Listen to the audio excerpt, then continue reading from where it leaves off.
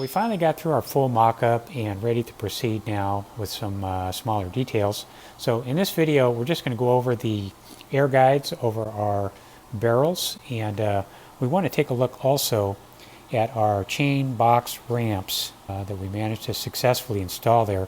I did a couple of clips while we were doing our full mock-up just so I could show you what I did to get them in place safely without any damage, so we'll take a look at those also. But first, let's go and have a look at our air deflectors. We'll see what we did to modify and restore them. Having a look at our freshly restored air deflectors. So I put the notch modification in these and put an incredible amount of time in restoring this simple part here. Honestly, I've got almost 40 hours into bringing these things back to life. The tin was in really good shape, but the paint was just so baked on there with the rust. I literally had to soak them for a couple days in paint stripper just to break down the paint so it would scrape off of there, and then sandblasting. And then I went to a black Glacier Series Cerakote, put a real nice finish on there, and I think that should hold up over time with the heat that they're exposed to. So a real simple install. Hopefully we don't run into too many issues there. Let's go ahead and get one side done and see what they look like. Before we get started, let's just take a quick look at the relief notches that are drawn out here in Wayne's book. You can pause this and see why they made this change. But apparently we get some cooling benefits with that. So if you have an early car with the air deflectors without those notches, you put those in there, you're going to be in a lot better shape. Okay, let's do 4, 5, and 6 first.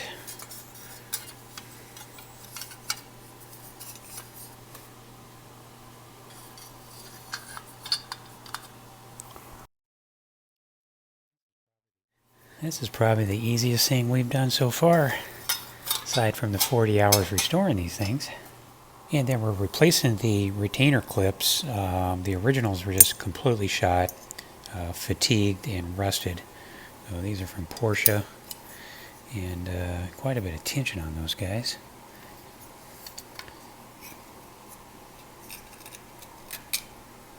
Come on, baby. There it is. Wow. That's tight.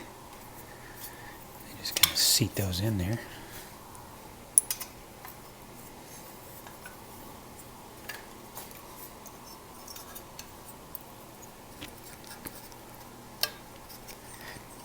Okay.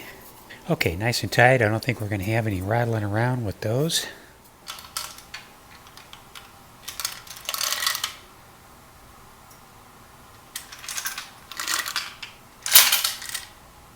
Okay, so not quite so easy on this side. So we have this protrusion here and here.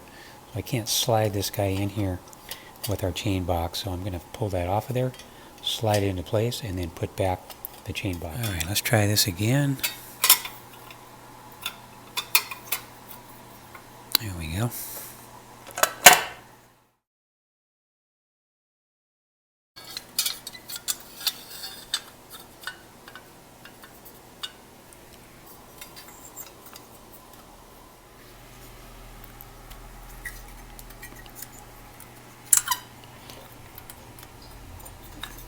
That is tight.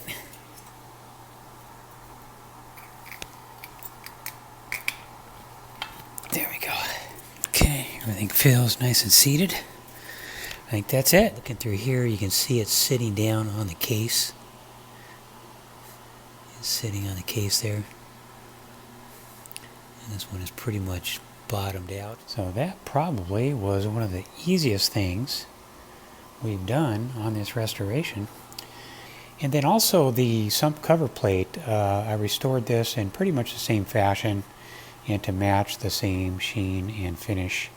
Cerakoted both sides of that. Okay, so then our dreaded chain ramps in the chain box, these are actually harder to put in than the ones on the front of the engine going into the case. So the ones up top here, these were rubberized ones that I pulled out of the chain boxes when I took the engine apart. They're just a slide-on type configuration. There's no retainer. The later style plastic ramps, these are from Porsche, and right here is where they're breaking. Get a little stress crack as that tab flexes trying to get over the post, and bam, it breaks right there. 2 for 2 on me on those chain boxes. So that's when I knew we had a definite problem. So I did try aftermarket brand, and they look to be the same size, configuration, and design as our Porsche ones. But there was one thing about it that I decided to go with those as opposed to replacement Porsche on the chain boxes. Let's take a look at that and see why I changed to them. Okay, so on our left side here, this looks like a real easy, straightforward type of installation, and it quite possibly could be. So the ones that I pulled out of here originally, the ones that just slide into place, maybe they just float, and maybe that's the design.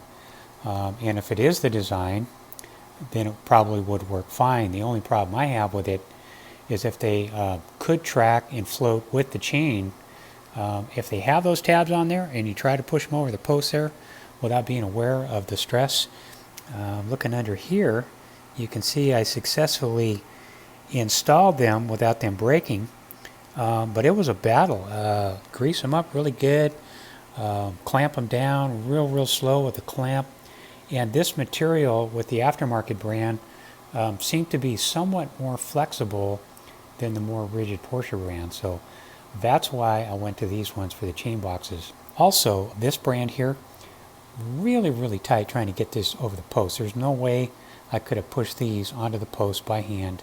Virtually impossible. Even though they sort of measured out the same, there was just enough tighter tolerance in trying to get these guys on than the Porsche brand. So my thinking was, well, let's just go ahead and use the tight ones. If I break the tabs, then we'll just have to push them on and leave them on and remove the tabs and hope for the best, kind of like the ones that I pulled off of there. Anyhow, this side here you can put together on the bench and slide it in. This one here, you're not going to be able to, because you won't be able to get the chain around that if you have this issue. And so you can see here, we did get in there. We are successful, unlike the first attempt. FYI, guys, you got to really be careful with these things. I don't know that my posts are just a little bit bigger diameter. That could be an issue. Maybe they changed something in the later years, but it was a real battle. Let me put a couple of clips in here that I took when I was doing the engine mock-up, showing how I was able to install these, and then you have some kind of idea what you'd be in for just to verify. That's going to work right over the center there.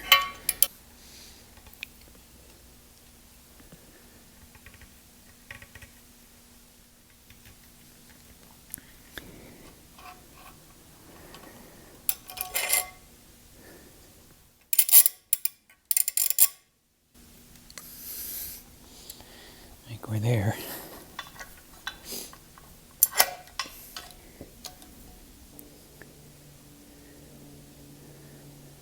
That looks pretty good. Okay, so I'm just going to grab a dental mirror and then poke around with a flashlight in that mirror to see if I can get in there a little bit better angle and verify we don't have any stress cracks. Everything looks okay. We can go ahead and install our chain box.